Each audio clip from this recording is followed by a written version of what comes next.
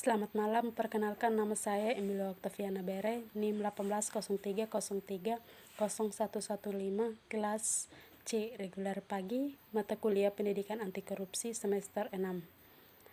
Dalam video ini, saya akan mereview buku yang ke-6 yang berjudul Wawasan Perilaku untuk Integrasi Publik. Pada buku ini, yang pertama, dimensi manusia dari kebijakan integritas. Perilaku manusia seringkali menjadi dimensi yang terabaikan dalam pembuatan kebijakan integritas.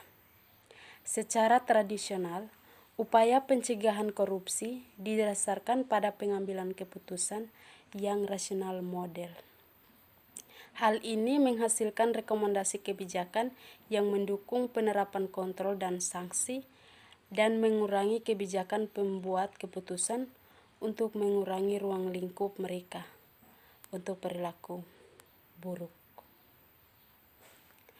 Wawasan perilaku memungkinkan pembuat kebijakan untuk mengintegrasikan dua aspek yang sering diabaikan. Yang pertama, inti dari integritas adalah pilihan etis yang didasarkan pada individu refleksi moral. Yang kedua, dinamika sosial mempengaruhi perilaku individu. Yang kedua, temuan sentral dari ilmu perilaku. Biasanya kebijakan ini untuk memperkuat integritas yang dirancang dengan asumsi keputusan itu membuat termotivasi untuk bertindak secara etis. Kebijakan integritas dapat ditingkatkan dengan memperhatikan aspek sosial dan lingkungan tempat mereka diterapkan. Oleh karena itu, kebijakan publik dapat mempengaruhi pilihan moral individu yang menekankan atau meningkatkan poin referensi moral sebagai berikut.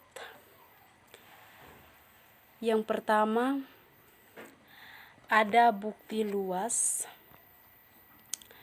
bahwa pesan kecil atau pengingat moral sudah cukup untuk mendorong refleksi etis. Selain itu, pilihan moral dapat digunakan dengan menciptakan komitmen dan dengan mempersiapkan mental individu untuk gudang etis. Akhirnya, kontrol yang terlalu ketat dapat menimbulkan efek samping. Pilihan etis tidak dibuat secara terpisah, tetapi sebagai bagian dari interaksi sosial. Berikut menerapkan wawasan perilaku untuk kebijakan integritas. Laporan ini menyoroti dua cara yang dapat digunakan oleh penerapan wawasan perilaku kebijakan integritas yang baru dan lebih efektif. Yang pertama adalah menggunakan bukti perilaku untuk memikirkan kembali kebijakan dan sistem integritas yang ada. Memang pendekatan behavioral mengatasi beberapa tantangan yang terkait dengan kebijakan anti korupsi tradisional, sementara menekankan pentingnya mempromosi kepercayaan dan budaya integritas organisasi. Yang kedua, wawasan perilaku dapat diterapkan dalam intervensi terbatas yang spesifik untuk memperbaiki perangkap perilaku, memperbaiki kebijakan yang ada, atau mendorong perilaku tertentu. Intervensi perilaku didasarkan pada pengetahuan tentang bias perilaku manusia, keterbatasan kognitif, dan preferensi sosial.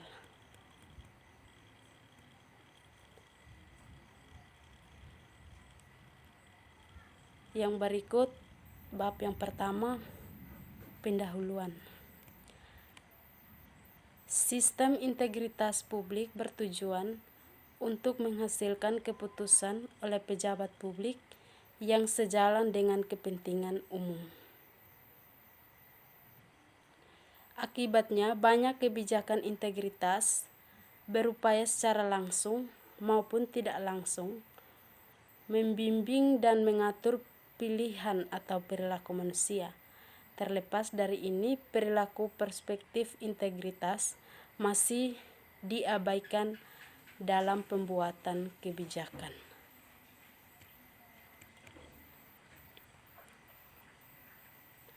Bab yang kedua, dinamika pengambilan keputusan moral.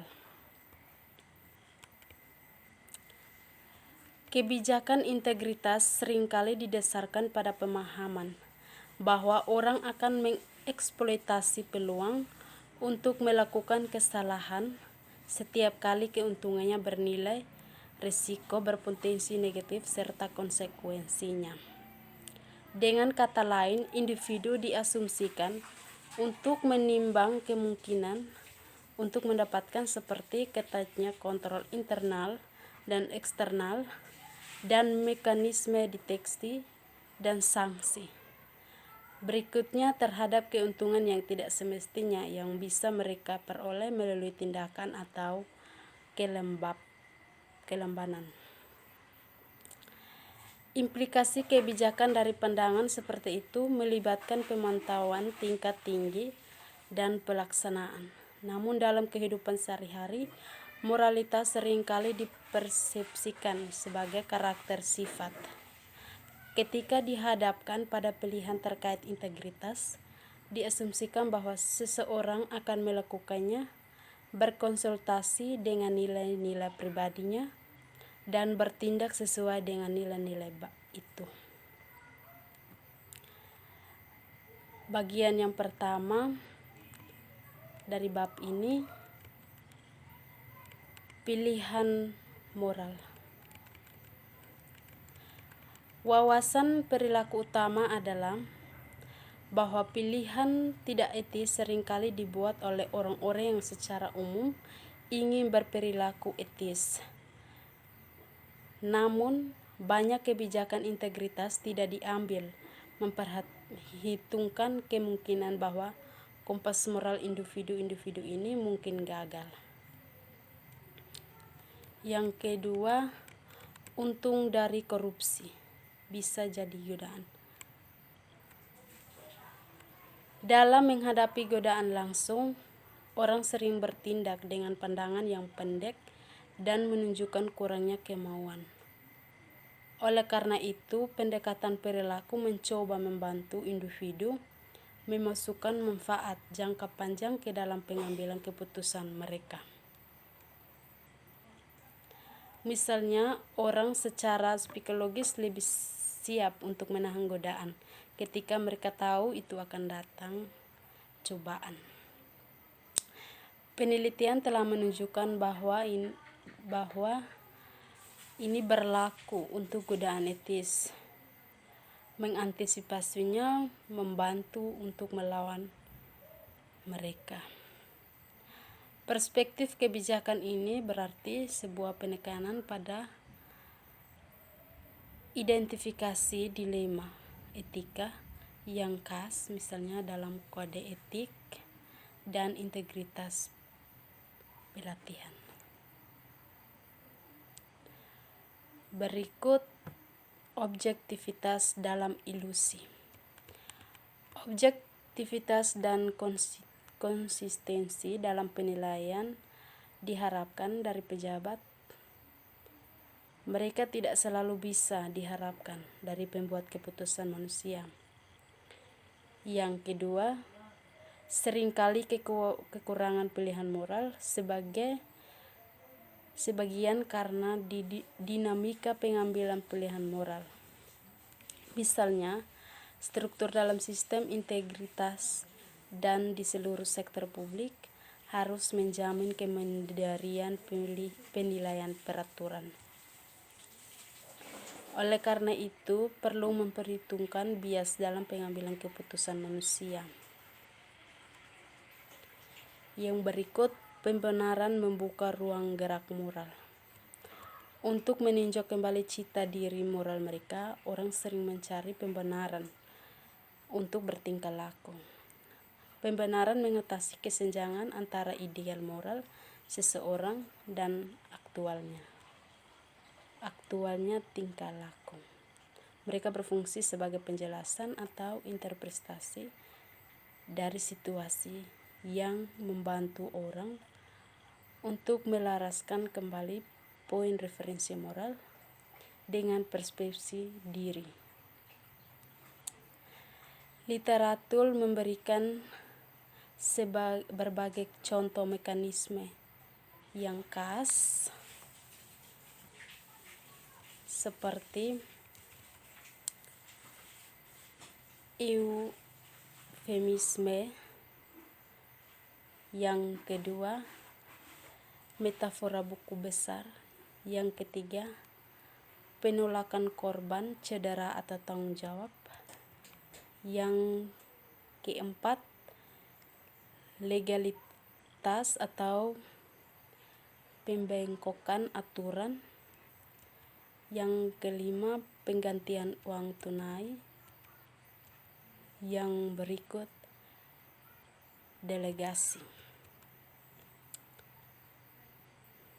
Korupsi seringkali terasa seperti kejahatan tanpa korban.